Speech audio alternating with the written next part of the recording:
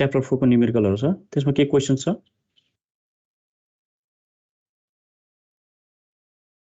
के क्वेशन छ हेरेछ कि छैन अगाडि न्युमेरिकल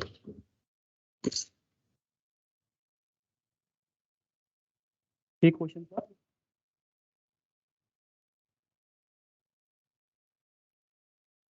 ओके छैन भनेदेखि एउटा हामी हेर्छौं variable multiple direction of propagation भएको होला चाहिँ एउटा न्युमेरिकल कसरी गर्छौं भनेर है अस्ति पनि मैले अलिकति भन्न त भने होला आज एकचोटी त्यसको डिटेलहरु है जस्तै यसको हाम्रो 73 चैत्रमा सोधेको क्वेशन छ an electromagnetic wave travels in free space with the electric field component E vector equals to 15 AY cap minus 5 AZ cap भनेको इलेक्ट्रिक फिल्ड कम्पोनेन्ट के भयो त भन्दा दुईटा डाइरेक्सनमा भेरिएसन पनि छ अनि यसको प्रोपागेसन डाइरेक्सन पनि के छ त दुईटा डाइरेक्सन छ 3y र 5z छ भनेपछि अब यस्तो केसमा चाहिँ हामी के गर्छौं त भन्दाखेरि अरु नर्मल केसमा जस्तो सिंगल प्लेनमा जस्तो के हुँदैन त भन्दाखेरि यहाँ प्रोपागेसन डाइरेक्सन हामीले रिप्रेजेन्ट गर्न पाउँदैन भनेपछि यसमा दुईटा प्रोपागेसन डाइरेक्सन छ त्यो कारणले गर्दाखेरि के हुन्छ त भन्दाखेरि यसमा हामीले कम्बाइन्ड फर्मको चाहिँ हामीले एग्रिगेटेड वाला प्रोपागेसन डाइरेक्सन निकाल्नु पर्छ त्यसको लागि के गर्छौं त भन्दाखेरि रिप्रेजेन्ट गर्छौं हामीले kx ky र kz को टर्ममा है अब kx ky kz भनेको के हो त भन्दाखेरि kx भनेको चाहिँ कोएफिसिएन्ट जस्तै यहाँ निर ओमेगा t - 3y + 5z छ हैन यहाँ निर चाहिँ बीचमा के छैन त x कम्पोनेन्ट छैन भनेपछि x को चाहिँ के छैन भन्दाखेरि कम्पोनेन्ट छैन त्यो कारणले गर्दाखेरि kx भनेको 0 भयो है kx भनेको 0 भयो त्यसपछि y को कम्पोनेन्ट कति छ त -3 छ अब हामी के गर्छौं त भन्दाखेरि यहाँको साइन हेर्छौं पोजिटिभ साइन छ कि नेगेटिभ साइन छ हो यहाँ नेगेटिभ साइन छ भनेदेखि पोजिटिभ एजुम गर्छौं हामी भन्नुको अर्थ यहाँ पोजिटिभ नेगेटिभ साइन छ -3 छ भन्नुको अर्थ ky = +3 है +3 गर्छौं यो भनेको चाहिँ डाइरेक्सन अफ प्रोपागेसनको आधारमा चाहिँ हामीले त्यसको भ्यालुजहरु लिन्छौं त्यसै +3 हो नि भयो अब यहाँ +5 छ भनेदेखि यहाँ निर -5 हुन्छ kz भनेको चाहिँ हो यो जुन भेक्टर छ यो भनेको के भेक्टर भन्छौं कि आई भेक्टर भनेको भन्छौं इन्सिडेन्स भेक्टर भनेको भन्छौं कि इन्सिडेन्स भेक्टरको के डाइरेक्सनको भेक्टर भनौं हैन अब यो आइसके पछाडी हामी के गर्छौं त भन्दाखेरि यसको जुन भ्यालु आउँछ भेक्टर आउँछ त्यो भेक्टरको चाहिँ जुन एम्प्लिट्युड अथवा जसको चाहिँ म्याग्निट्युड भ्यालु छ त्यो म्याग्निट्युड भ्यालुले चाहिँ हामी के भन्छौं त भन्दाखेरि बीटा फेज कन्स्ट्यान्ट है अथवा वेभ नम्बर बीटा भनेर भन्छौं that is beta is the magnitude of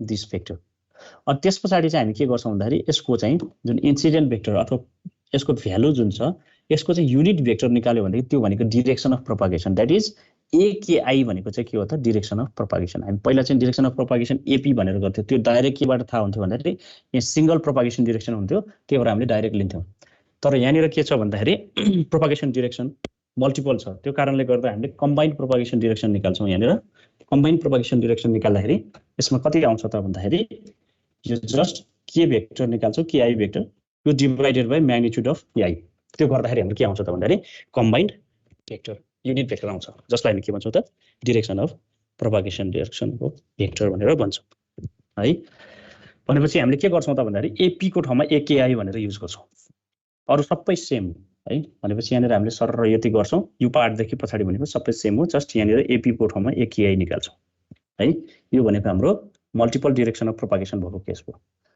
अब त्यो पछाडी एउटा चाहिँ हाम्रो लस ट्यान्जेन्ट भन्ने टर्मिनोलोजी छ है लस ट्यान्जेन्ट भनेको के हो त यो एउटा पढौ त्यसको न्युमेरिकल पनि छ त्यही भएर हामीले न्युमेरिकलको लागि चाहिँ यो सरल एक्चुअली हेरौ है लस ट्यान्जेन्ट भनेको के हो त भन्दाखेरि यो एउटा tan रेशियो हो अथवा tan थीटा भ्यालु हो है जसले के गर्छ त भन्दाखेरि जसले चाहिँ यो डिस्प्लेसमेन्ट करेन्ट डेन्सिटी र कन्डक्सन करेन्ट डेन्सिटीको चाहिँ एक्सप्रेसनलाई चाहिँ अथवा दुईटालाई चाहिँ रिलेट गर्छ जस्तो हाम्रो कस्तो हुन्छ भन्दाखेरि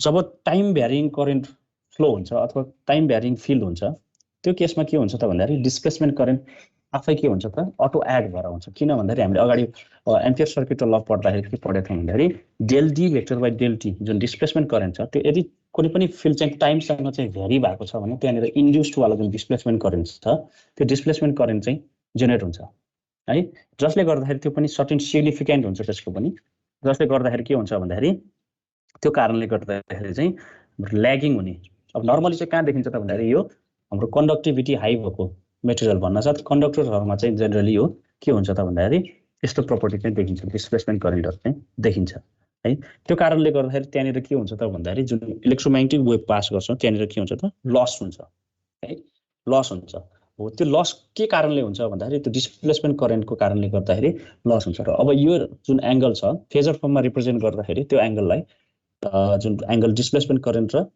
कन्डक्सन करेन्ट बिचको ल्यागिङ जुन छ त्यो ल्यागिङ एङ्गललाई चाहिँ हामीले फेजरमा रिप्रेजेन्ट गर्दाखेरि त्यो बिचको रेसियो भनौँ न हैन कन्डक्सन करेन्ट डेन्सिटी र डिस्प्लेसमेन्ट करेन्ट डेन्सिटी बिचको रेसियोलाई चाहिँ हामी के भन्छौँ त लस टेन्जेन्ट भनेर भन्छौँ है। अब यसलाई सरर एकचोटि हेरौँ।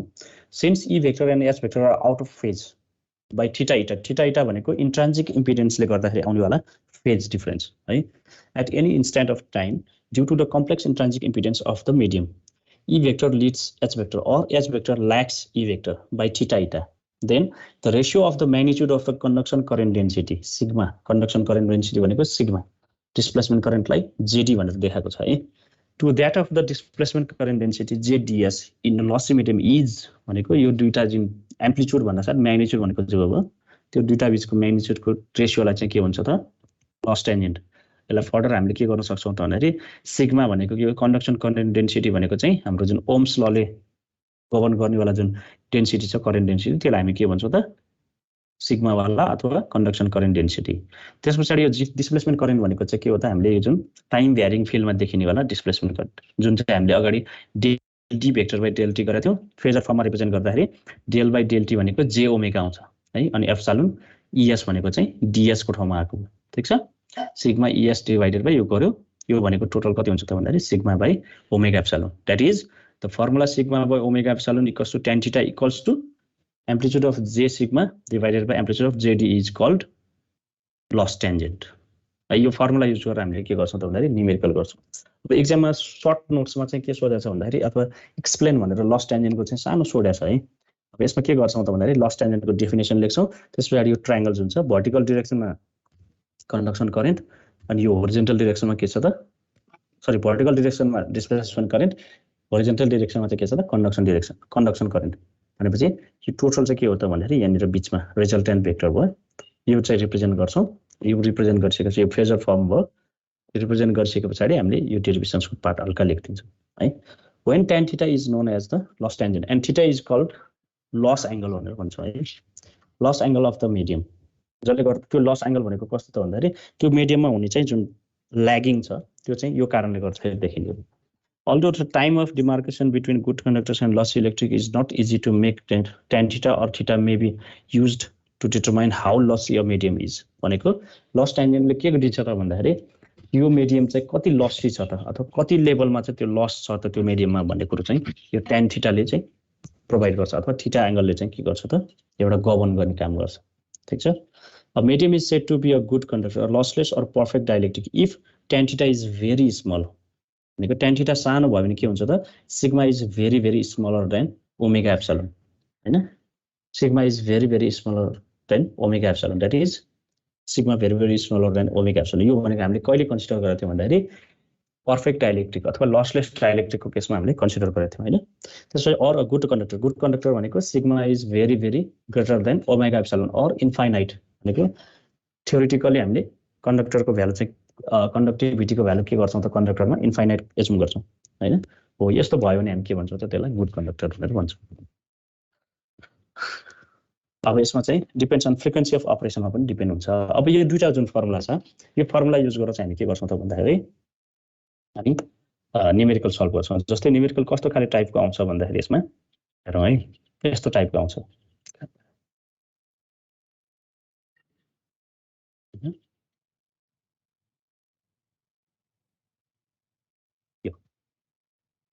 यो चाहिँ धेरै पटक सोधेको छ है।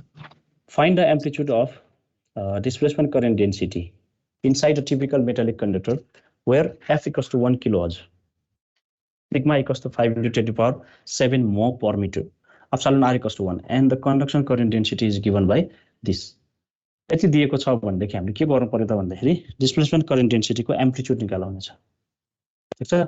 यो निकाल्नलाई हामीले के गर्नु पर्यो त भन्दाखेरि जुन अघिको फर्मुला छ यो फर्मुला याद हुनु पर्यो ठीक छ। यो जेएस मात्र राखेको छ भने चाहिँ कन्डक्सन करेन्ट डेन्सिटीको है।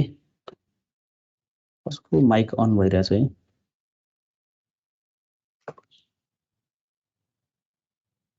एकजनाको माइक अन भइरहेछ।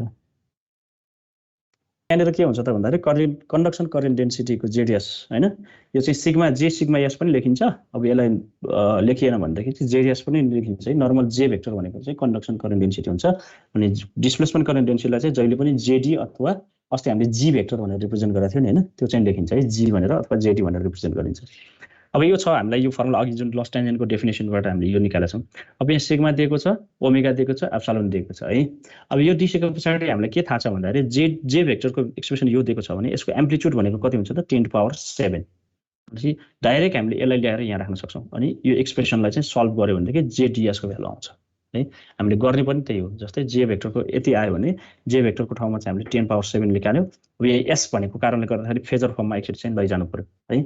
अब फेजर फर्ममा लगिसके पछाडि यसको एक्सप्रेसन आउँछ यस्तो खाले, अनि यसको एम्प्लिट्युड भनेको कति हुनु त यो अगाडिको भ्यालु मात्र आउँछ। यो कम्प्लिटली गरिराख्नु पर्दैन, जस्ट यसको एम्प्लिट्युड भन्न साथ यसको फेजर फर्ममा लगेको जुन छ नि हो यो हो, यो भनेको एम्प्लिट्युड, यो भनेको के हो त फेज हो। भनेपछि 10⁻7 भनेको हामीले डाइरेक्ट लेख्न पाए 10⁻7/जेडिएस भयो। यो निकाल्दाखेरि डाइरेक्ट मल्टिप्लाई गर्यो भनेदेखि amplitude of displacement current density यो आयो है। अब यहाँ अरू पनि छ न्युमेरिकल, यो क्वेसन चाहिँ धेरै पटक सोधेको छ यस्तो खाले, 69 मा पनि यस्तै खाले सोधेको छ। यहाँ सिग्मा दिएको छ, एप्सिलोन म्यू दिएको छ, यहाँनिर ओमेगा पनि छ है, यहाँबाट निकाल्न सकिन्छ है। ठिक छ, यहाँ पनि सोधेको छ 73 श्रावणमा पनि त्यही क्वेसन सोधेको छ। जे भेक्टर दिएको छ, यो फर्मुला लगाएर हामीले गर्न सक्छौँ। ठिक छ, यो चाहिँ जस्ट सिम्पल क्वेसन छ है, तर यहाँनिर न्युमेरिकलमा चाहिँ धेरै पटक सोधेको क्वेसन छ है लस टेन्जेन्टको। हामीले डेफिनेसन्स पनि पढ्यौँ लस टेन्जेन्टको, लस टेन्जेन्ट भनेको के हो भनेर पनि पढ्यौँ, लस टेन्जेन्टले के गर्छ त्यो कहाँबाट आएको भन्ने कुरा पनि पढ्यौँ है। त्यसको न्युमेरिकल सल्युसन्स पनि पढ्यौँ। अब हामी जाउँ अर्को क्वेसनमा, क्वेसन ब्याङ्कतिर जाउँ। हाम्रो क्वेसन ब्याङ्कमा चाहिँ के क्वेसन्सहरू कस्तो कस्तो क्वेसन्सहरू छ त हेरौँ है।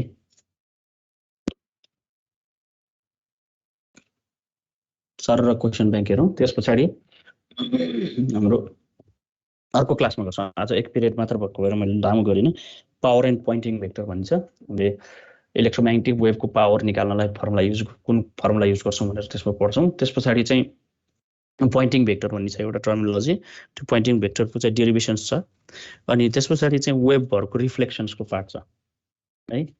कुनै पनि प्लेन वेभ चाहिँ नर्मल इन्सिडेन्स गर्यो, नर्मल इन्सिडेन्स गरेको भनेको perpendicular to the plane of incidence, plane of इन्सिडेन्ससँग चाहिँ पर्पेन्डिकुलर डिरेक्सनमा चाहिँ प्रोपागेसन डिरेक्सन चाहिँ छ भनेदेखि त्यसलाई हामी के भन्छौँ नर्मल इन्सिडेन्स भनेर भन्छौँ है। नर्मल इन्सिडेन्स भएको छ भनेदेखि त्यसको रिफ्लेक्सन कस्तो टाइपको हुन्छ, त्यस पछाडि रिफ्लेक्सन भयो भने त्यसमा के हुन्छ त रिफ्लेक्सन कोफिसियन्ट भन्ने हुन्छ है। रिफ्लेक्सन कोफिसियन्ट कति हुन्छ, अनि अर्को रिफ्लेक्सन भयो भनेदेखि के हुन्छ त ट्रान्समिसन हुन्छ, सर्टेन वेभ चाहिँ सर्टेन वेभ के हुन्छ त ट्रान्समिट हुन्छ त्यहाँबाट। भनेपछि त्यो ट्रान्समिसन कोफिसियन्ट कति हुन्छ होइन, त्यो निकाल्नुपर्छ, हामीले फर्मुला डिराइभ गर्नुपर्छ तिनीहरूको लागि। त्यस पछाडि त्यहाँनिर के हुन्छ त भन्दाखेरि कुनै पनि वेभ चाहिँ कुनै मिडियम एउटा मिडियमबाट अर्को मिडियममा जाँदाखेरि त्यसले के देख्छ त भन्दाखेरि त्यहाँनिर इन्ट्रान्जिक इम्पिडेन्स देख्छ है, जसलाई हामी इनपुट इन्ट्रान्जिक इम्पिडेन्स, त्यो भनेको चाहिँ भित्रको सबै इम्पिडेन्सहरूको चाहिँ एग्रिगेटेड फर्म चाहिँ देख्छ त्यसले, जसलाई हामी इनपुट इन्ट्रान्जिक इम्पिडेन्स भनेर भन्छौँ है। तिमीहरूले अब सायद पावरमा पढ्यो भने, पावर सिस्टममा पढ्यो भने त्यस्तो खाले आउँछ है, इनपुट इम्पिडेन्स भनेर भन्छौँ कि। पछि ट्रान्समिसन लाइनमा हामी पढ्नुपर्छ च्याप्टर 5 मा। इनपुट इम्पिडेन्स भनेको चाहिँ त्यहाँभित्र जे जति सिस्टमहरू छ जुन ट्रान्समिसन लाइनभन्दा पछाडि लोडतिरको सबैको चाहिँ एग्रिगेटेडवाला जुन इम्पिडेन्स छ त्यसलाई हामी इनपुट इम्पिडेन्स भने जस्तै यहाँ पनि के हुन्छ त इनपुट इन्ट्रान्जिक इम्पिडेन्स मिडियमको केसमा चाहिँ है त्यस्तो खाले आउँछ। त्यो भनेको के हो भन्ने हुन्छ। अनि जस्तो त्यस पछाडि चाहिँ अर्को चाहिँ वेभ चाहिँ प्लेन वेभ चाहिँ नर्मल इन्सिडेन्स भयो भने रिफ्लेक्ट भयो के हुन्छ त भन्दाखेरि रिफ्लेक्टेड वेभ र त्यो नर्मल इन्सिडेन्ट वेभ चाहिँ के हुन्छ त एकअर्कामा एकै ठाउँमा चाहिँ के हुन्छ त बस्न सक्छ। कस्तो भएर त भन्दाखेरि सेम फेजमा बस्यो भनेदेखि के हुन्छ त भन्दाखेरि त्यो वेभ चाहिँ कम्बाइन भएर एउटा स्ट्यान्डिङ वेभ बन्छ है। स्ट्यान्डिङ वेभ भनेको यताबाट गएको जस्तो उता पनि गएको जस्तो देखिन्छ, तर त्यो एक्चुअल चाहिँ नट मुभिङ जस्तो देखिन्छ क्या। स्ट्यान्डिङ भनेको चुप्प लाएर बसे जस्तो देखिन्छ है। त्यस्तो खाले वेभलाई हामी स्ट्यान्डिङ वेभ भनेर भन्छौँ। त्यसको चाहिँ हाम्रो रेसियोहरू कति कति हुन्छ भन्ने कुरा हामी निकाल्छौँ स्ट्यान्डिङ वेभ रेसियो भनेर है। त्यो भ्यालुजहरू पनि सेयर गर्नुभएको स्क्रिन होइन अहिले सेयर गरेको छैन मैले, सर र भन्दै मात्र छु। अहिले हामी क्वेसनहरू त्यो हामी पछाडि पढ्ने कुराहरू भन्दैछु कि त्यो क्वेसन्सहरू चाहिँ बिचबिचमा हामीले क्वेसन ब्याङ्क हेर्दाखेरि त्यो पनि आउँछ रिफ्लेक्सन्सको कुराहरू। अनि त्यसमा चाहिँ रिफ्लेक्सन कोफिसियन्ट, ट्रान्समिसन कोफिसियन्ट अनि त्यो स्ट्यान्डिङ वेभ रेसियो त्यसको चाहिँ एक्सप्रेसनहरू एक्जाममा धेरै पटक सोधेको छ। त्यो गरिसके पछाडि चाहिँ हाम्रो च्याप्टर 4 सकिन्छ है। अर्को चाहिँ अब्लिक इन्सिडेन्स भन्ने छ, त्यो अब्लिक इन्सिडेन्स चाहिँ हामीलाई पर्दैन है, त्यो चाहिँ तिमीले आफैले हेर्ने। सर र अब्लिक भनेको चाहिँ इन्सिडेन्स प्लेनसँग चाहिँ सर्टेन एङ्गल बनाएर चाहिँ सर्टेन डिग्री एङ्गल बनाएर चाहिँ वेभ इन्सिडेन्ट भएको छ भने त्यसलाई हामीले अब्लिक इन्सिडेन्ट भन्छौँ है। त्यो पछि पढ्छौँ, तर त्यो नर्मली चाहिँदैन। अब्लिक इन्सिडेन्ट्सको चाहिँ म पढाउँदिनँ होला सर, र त्यो मतलब नोट्समा छ तर आफैले पढ्दा हुन्छ है। ल, धेरै कुराहरू हामीले पढिसकेका छौँ च्याप्टर 4 को। अब सरसर एकचोटि न्युमेरिकल हेरौँ त। यसमा हामीले पढेको अहिले कति नम्बरसम्म पढ्यौँ भन्दाखेरि हामीले 9 मार्क्सको क्वेसनसम्म पढ्यौँ है। टोटल 12वटा क्वेसनमा 9वटा क्वेसनसम्म हामीले पढिसकेका छौँ। ठिक छ, धेरै पढिसक्यौँ हामीले। च्याप्टर 8 र 9 भनेको के हो त भन्दाखेरि 8, 9, 10 अब मैले पहिला पनि कुरा गरेको थिएँ। 1 मार्क्स 1 च्याप्टर क्वेसन नम्बर 1 भनेको के हो त भन्दाखेरि फर्स्ट च्याप्टरको। क्वेसन नम्बर 2 भनेको 2, 3, 4 भनेको चाहिँ के हो त च्याप्टर 2 को। अनि 5, 6 भनेको चाहिँ च्याप्टर 3 को। अनि 7, 8, 9 भनेको चाहिँ च्याप्टर 4 को। 10 च्याप्टर 5 को। 11 च्याप्टर 6, 12 भनेको च्याप्टर 7 को है। त्यसरी आउँछ क्वेसन अहिलेसम्म ट्रेन्ड। ठिक छ, भनेपछि हामीले अहिले हेरेको भनेको च्याप्टर 4 को क्वेसन्सहरू 7, 8 र 9 मा आउँछ है। अब 7 मा क्वेसन के छ, फाइन्ड द क्यापेसिटेन्स। यो 7 चाहिँ के छ त भन्दाखेरि अगाडिको पनि सोधेछ, यो भनेको च्याप्टर 3 बाट सोधेछ। अब 8 मा के छ त भन्दाखेरि कहिलेकाहीँ यो यस्तो हुनसक्छ, कस्तो भन्दाखेरि त्यो क्वेसन चाहिँ यताउता पर्न सक्छ है। मार्किङ चाहिँ अब एक्चुअल 20 मार्क्स भनेको चाहिँ च्याप्टर 4 लाई भनेको छ, च्याप्टर 3 मा चाहिँ 16 मार्क्स भनेको छ। त्यो कहिलेकाहीँ चाहिँ तलमाथि पारिदिएको हुन्छ कि है। अब यहाँनिर हेर्नु त 5, 6 र 7 तिनटै के छ त होइन। फेरि 7 चाहिँ क्यापेसिटेन्स अफ स्फेरिकल क्यापेसिटेन्स, यो भनेको कहाँबाट यो माथिको जम्प भएर आएछ है। च्याप्टर 2 को चाहिँ जम्प भएर आएछ 7 मा। ल ओके, यसलाई छोड्छौँ। Write the point form of Maxwell equation in phasor form. Phasor डोमेनमा चाहिँ लेख भने चाहिँ हामीले फेजरको 4वटा इक्वेसन एक्सप्रेस गरेको छ। पोइन्ट फर्म भनेको छ डेल्टा फर्मुला भएको होला, डेल फर्म भएको है। त्यो फर्मलाई हामी के भन्छौँ त point form of Maxwell equation. त्यो लेखिदिनु पर्यो। use these equations to derive the magnetic field component of a uniform plane wave traveling in the perfect dielectric. भनेपछि lossless medium, perfect dielectric means lossless, अथवा good dielectric भने पनि lossless, lossless medium मा चाहिँ travel गर्दाखेरिको त्यसको equation derive गर भन्ने सकिन्छ है। त्यो मलाई असाइनमेन्ट दिएको छु, त्यही अनुसार गर्ने हो। अब 9 नम्बरमा के क्वेसन छ, EZT भनेको यो टाइम डोमेनको चाहिँ इलेक्ट्रिक फिल्ड इन्टेन्सिटीको एक्सप्रेसन छ, अनि म्याग्नेटिक फिल्ड इन्टेन्सिटीको एक्सप्रेसन छ। ल यो एउटा गरौँ त। ल किन कुरा, ल यो एउटा गरौँ त। ल 9 नम्बरको क्वेसन एउटा गरौँ ल। क्वेसन रिपिटेडली मैले भनिराख्नुभन्दा त्यो मैले एउटा सोल्युसन गरौँ भने सजिलो हुन्थ्यो। 9 को सोल्युसन गरौँ त, कसरी गर्ने ल। सारौँ त क्वेसन।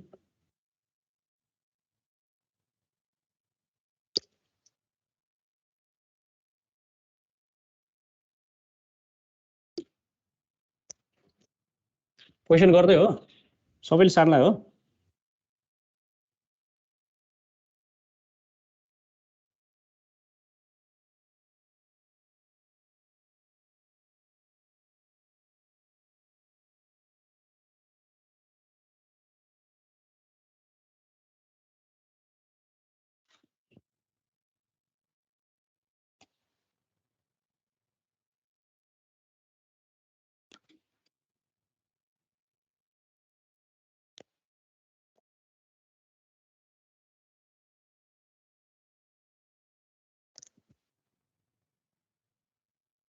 क्वेसन सार्दै हो सबैले? यस सर। ओके, ल यो एउटा गरौँ ल।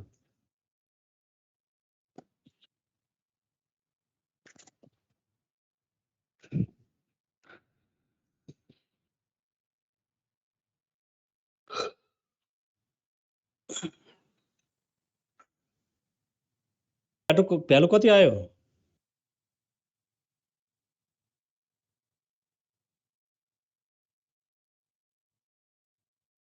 कतिजनाले सल्भ गर्यो खोइ? What is the value of beta?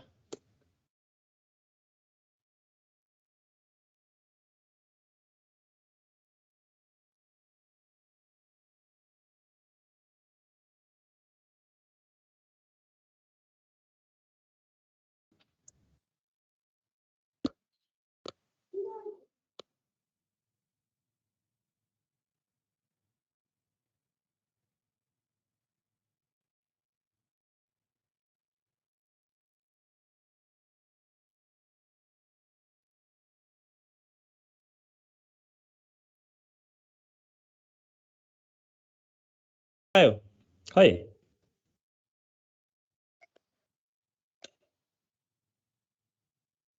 बिटाको value खै?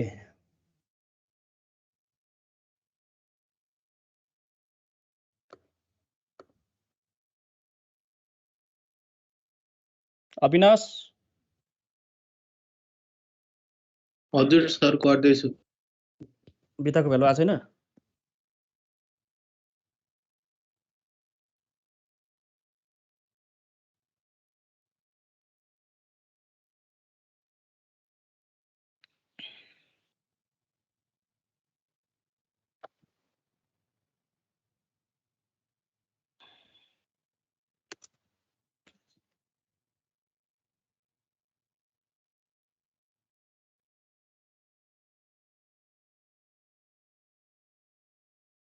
म अलिकति भनिदिन्छु है, तिमीहरूले निकाल्न के गर्यो।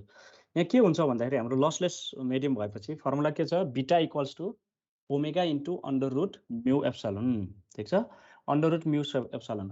अब म्यू एप्सिलोन भन्ने चिज हामीलाई दिएको छैन, त्यो कारणले के गर्छौँ भन्दाखेरि म्यू एप्सिलोनलाई हामीले भेलोसिटीको फर्ममा लान्छौँ। यहाँ भेलोसिटीको भ्यालु दिएको छ भनेपछि के गर्छौँ त भन्दाखेरि ओमेगा डिभाइडेड बाई के हुन्छ त अंडर रुट म्यू एप्सिलोन।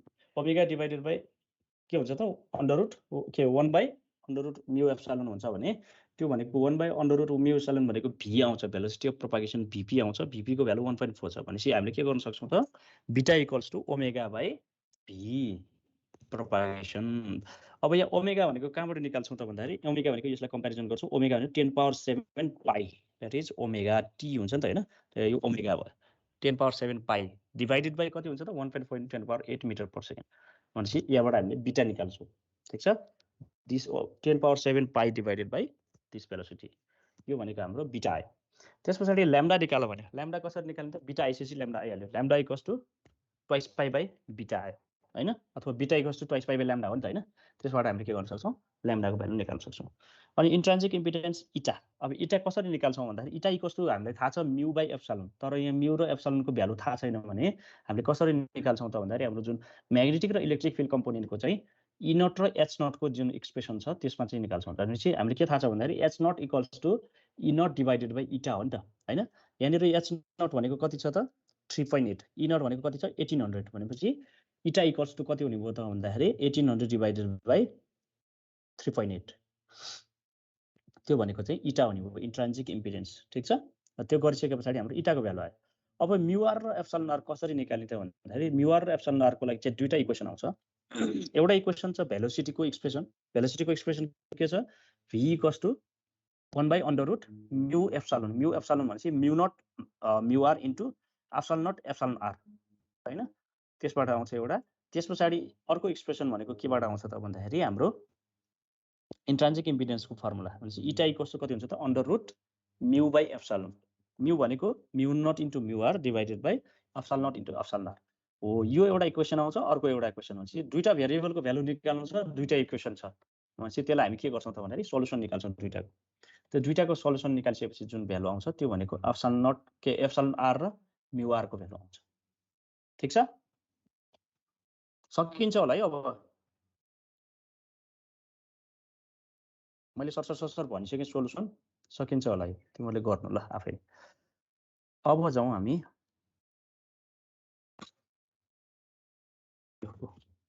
2076 असोजमा। अब यहाँ के सोधेको छ त भन्दाखेरि हेरौँ त, यहाँनिर establish the relation for Helmholtz equation for electromagnetic wave propagation. यो भनेको ई भेक्टर र एच भेक्टर निकाल्ने हो।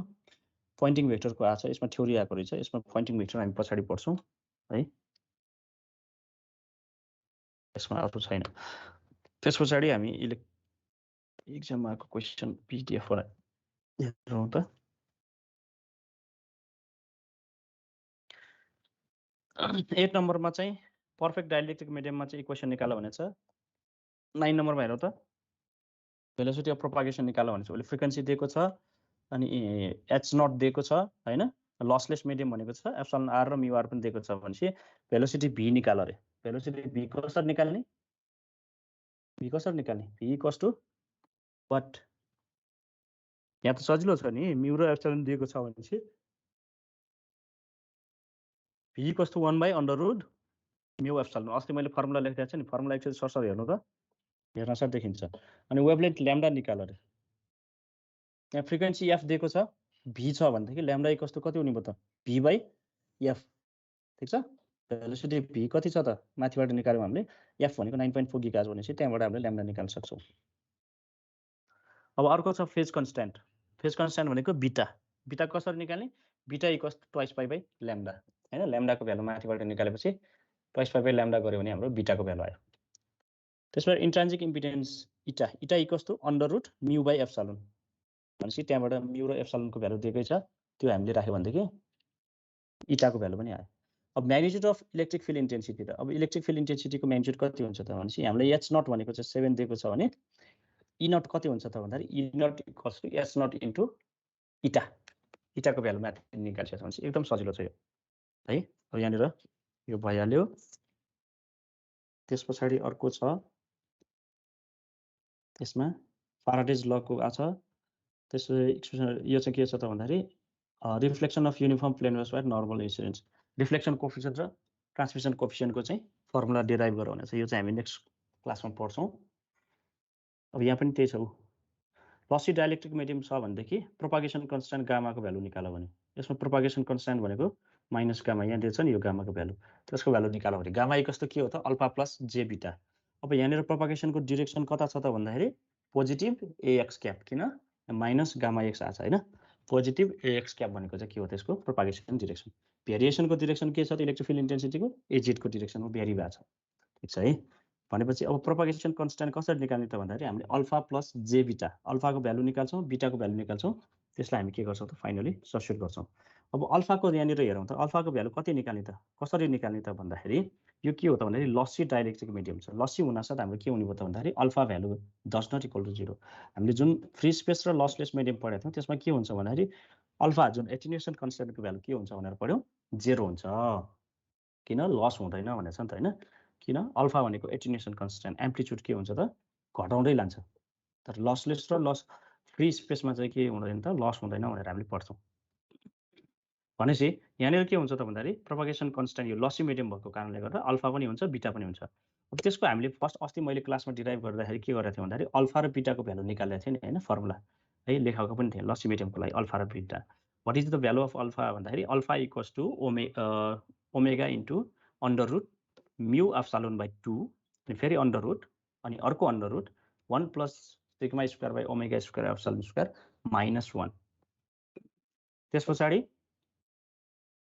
प्लस 1 गऱ्यो भने के आउँछ त बिटाको भ्यालु आउँछ भने त्यो दुईटाबाट सर हामीले भ्यालु निकाल्न सक्छौँ कसरी ओमेगाको भ्यालु हामीले दिएकै छ एफ दिएपछि ट्वाइस बाई एफ गरेर त्यस पछाडि सिग्माको भ्यालु दिएकै छ है अनि अर्को omega epsilon sigma by omega epsilon त हो नि हैन फर्मुलामा भनेपछि म्यु एप्सिलोन पनि दिएकै छ भनेपछि सबै चिज हामीले के गर्न सक्छौँ निकाल्न सक्छौँ अल्फा र बिटा निक्लिन्छ त्यो भ्यालु राख्यो भने प्रोपागेसन कन्स्ट्यान्ट गामाको भ्यालु आउँछ त्यस पछाडि वेभलेन्थ ल्याम्डाको भ्यालु निकाल्नु ल्याम्डाको भ्यालु निकाल्न के गर्नु पर्यो त भन्दाखेरि beta equals to twice pi by lambda हुन्छ beta equals to twice pi by lambda भएपछि lambda equals to twice pi by beta गरेर हामीले के गर्न सक्छौँ त निकाल्न सक्छौँ अब एचएस भेक्टर निकाल्न भनेको छ इएस त्यो भनेदेखि ई नट भनेको 6 आयो 6 डिभाइडेड बाई इटा इटा भनेको कति हुन्छ त अन्डर रुट म्यु बाई एप्सिलोन गर्यो भनेदेखि इटा नट आउँछ इटाको भ्यालुले मल्टिप्लाई गरेपछि सरी डिभाइड गरेपछि त्यो एच नट आउँछ अनि त्यो डिरेक्सनको लागि हामी के गर्छौँ त प्रोपागेसन डिरेक्सन गरेर त्यसको क्रस प्रडक्ट निकालेर हामीले एएच भेक्टरको डिरेक्सन निकाल्छौँ सजिलो छ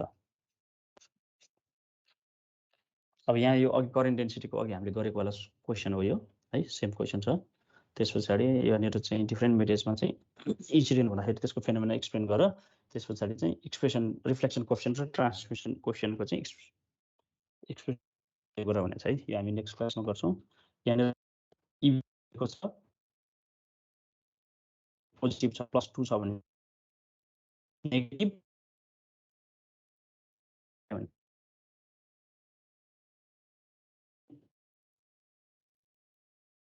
एउटा 2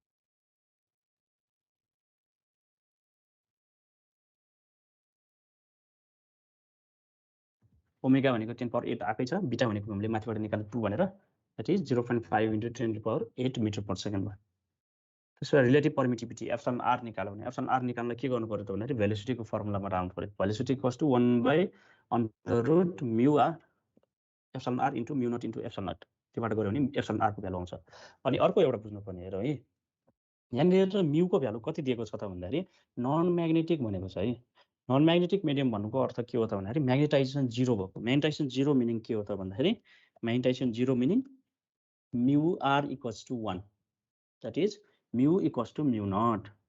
यति चाहिँ याद गरौँ है। नन म्याग्नेटिक मेटेरियल्स भन्नासाथ म्याग्नेटाइजेसन 0 जसको कारणले गर्दाखेरि के हुन्छ त म्यु इक्वल्स टु म्याग्नेटिक पर्मिएबिलिटी म्यु इक्वल्स टु म्यु नट हुन्छ। यो चाहिँ याद गरौँ है। त्यस पछाडि एच भेक्टर निकाल्यो भने यो सबै सेम छ, सकिन्छ है। अब अर्को क्वेसन हेरौँ।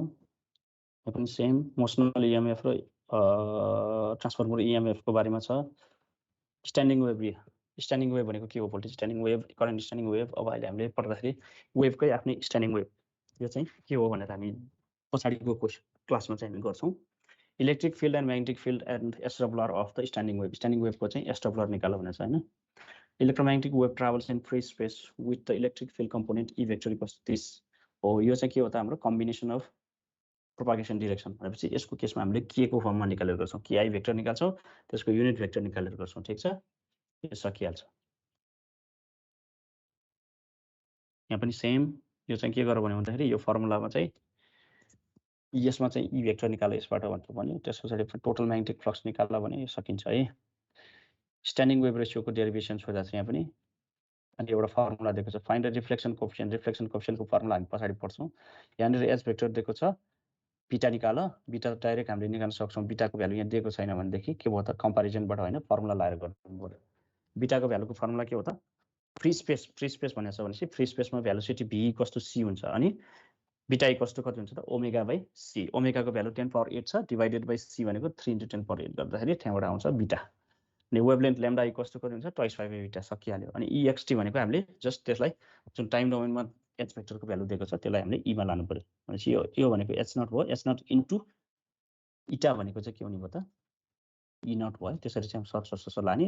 लास्टमा चाहिँ त्यो ext को फर्म जुन फर्ममा आएको छ एक्सप्रेसन त्यसमा चाहिँ यो भ्यालु सब्स्टिट्युट गरिदिने। एकदम सजिलो छ। 8 नम्बरमा पर्फेक्ट डाइलेक्ट्रिक लसलेस मिडियमको लागि चाहिँ निकाल भने इक्वेसन। 9 नम्बरमा लसलेस चाहिँ भनेको छ, लसलेस डाइलेक्ट्रिक मेटेरियल नै भनेको छ। त्यसमा सिग्माको भ्यालु 0 भयो। त्यसपछि एच भेक्टर चाहिँ दुईटा टुक्रा दिएको छ है। अब यसमा चाहिँ ओमेगा निकाल, इटा निकाल, ई भेक्टर निकाल भनेपछि तिमीहरूले प्र्याक्टिस गर्ने है। यो एक्जाममा आएको क्वेसन सबै सोल्युसन गर्ने। सेम स्ट्रक्चरमा यहाँनिर पनि के भन्यो भन्दाखेरि इनपुट इम्पिडेन्सको डिराइभ गर भनेको छ। यहाँ ई दिएको छ भनेदेखि यहाँ वेभलेन्थ निकाल, फ्रिक्वेन्सी निकाल, टी निकाल, एम्प्लिट्युड अफ एच निकाल। सजिलो छ यो। अनि यहाँ 10 नम्बरमा पनि सोधेको छ यो लस टेन्जेन्टबाट है। यहाँनिर अर्को छ 7 नम्बरमा मोसनल र ट्रान्सफर्मर इएमएफ भनेको के हो त्यसको डेरिभेसन पनि लेख। न्युमेरिकल एउटा सोधेको छ, सजिलो छ। त्यसरी ट्रान्सफर्स इलेक्ट्रोम्याग्नेटिक वेभ भनेको के हो भन्दाखेरि मैले अस्ति भनेको थिएँ नि इलेक्ट्रिक र म्याग्नेटिक फिल्ड कम्पोनेन्ट्सहरू चाहिँ एकअर्कामा परपेन्डिकुलर भएर एउटै डिरेक्सनमा प्रोपागेट भएको छ भने त्यसलाई हामी भन्छौँ ट्रान्सफर्स इलेक्ट्रोम्याग्नेटिक वेभ। ट्रान्सफर्सको मिनिङ एकअर्कामा परपेन्डिकुलर भन्नु मिल्यो होइन। त्यस पछाडि derive and expression for electric field for the uniform plane wave propagating in perfect dielectric medium भन्नासाथ लसलेस मिडियम। ठिक छ। त्यस पछाडि युनिट प्लेन वेभ यो पनि आयो हामीलाई। फ्रिक्वेन्सी अफ दिस भयो भनेदेखि यो पनि हामीले के गर्न सक्छौँ त ई भेक्टरलाई चाहिँ एच भेक्टरमा लानु पर्यो अथवा सेकेन्ड केसको लागि चाहिँ एच भेक्टरमा लानु पर्यो। फर्स्ट केसको लागि के भनेको छ ई म्याक्स मात्र निकाल्छ भनेदेखि हामीले जुन कस omega T plus 120x plus 30 degree भनेको छ त्यसको भ्यालु कहिले म्याक्सिमम हुन्छ त भन्दाखेरि त्यसको भ्यालु 1 भयो भने ई को भ्यालु म्याक्सिमम हुन्छ भनेपछि 1 राख्दाखेरि त्यसको ई को भ्यालु कति हुन्छ त 200 भोल्ट पर मिटर हुन्छ। त्यसपछि फर्स्ट नम्बरको त सकिहाल्यो। सेकेन्ड नम्बरमा एचमा लानु पर्यो। एचमा लाँदाखेरि हामीले इटा निकाल्नु पर्यो। इन्ट्रान्सिक इम्पिडेन्स इटा निकाल्नु पर्यो। इटा इक्वल्स टु कति हुन्छ त √μ बाई एप्सिलन। अब यहाँ फ्री स्पेस भएको भएर μ naught by epsilon naught equals to 120 pi और 377 ओम डाइरेक्ट राख्न पाए। सकिन्छ। यो पनि सजिलो छ एकदम। च्याप्टर 4 एकदम सजिलो छ, तिमीहरू धेरै टेन्सन नलिने यसमा। अब यहाँ 8 नम्बरमा electric field intensity E vector given by 30 भन्यो। फेज कन्स्ट्यान्ट बीटा निकाल भने बीटा निकाल्दाखेरि ओमेगा छँदैछ, फ्री स्पेस भन्नासाथ के भयो त भेलोसिटी सी भयो। ओमेगा बाई सी भनेकै बीटा आयो। ल्याम्डा भनेको 2/5 बाई बीटा सकिएको। Magnetic field intensity H vector भनेको कति हुन्छ भनेको छ। अब यो पनि सेम ई भेक्टरबाट कन्भर्ट गर्दै गर्दै के गर्नु पर्यो एच भेक्टरमा ल्याउनु पर्यो अनि त्यसलाई भ्यालु सब्स्टिट्युट गरिदिनु पर्यो।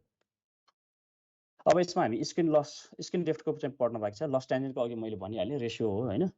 पोइन्टिङ थ्योरम पनि अर्को क्लासमा हामी पढ्छौँ। यो पनि यहाँ के को भ्यालु निकाल्यो भने चाहिँ यसलाई हामी म्याक्सवेल इक्वेसनको भेरिफाई गर्दै निकाल्छौँ है। के को भ्यालु चाहिँ गरिसकेको हो त्यो चाहिँ। अब 9 नम्बरमा के छ यसमा पनि सेम कन्डक्सन करेन्ट डेन्सिटी र डिस्प्लेसमेन्ट करेन्ट डेन्सिटीको रेसियो लस टेन्जेन्ट छ।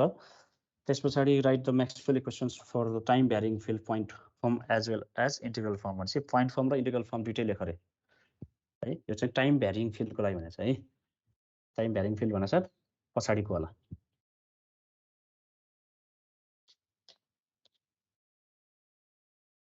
अब यहाँ पनि इन्ट्रान्जिक इम्पिडेन्सको सोधेको छ है।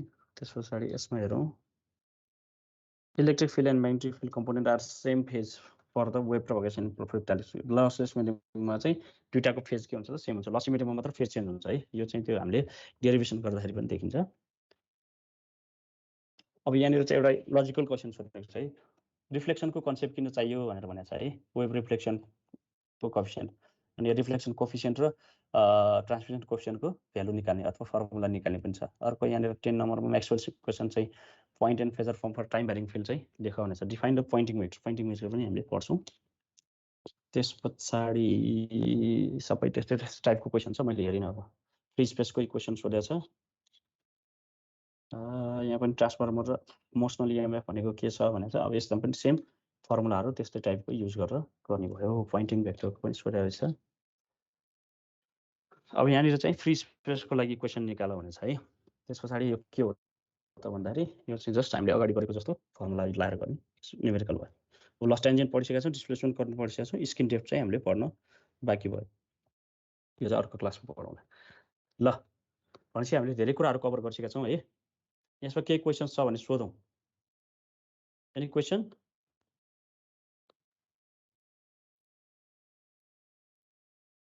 के क्वेसन छ?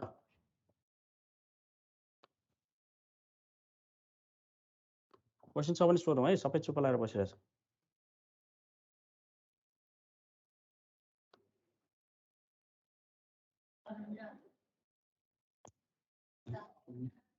क्वेसन छ भने सोधौँ है।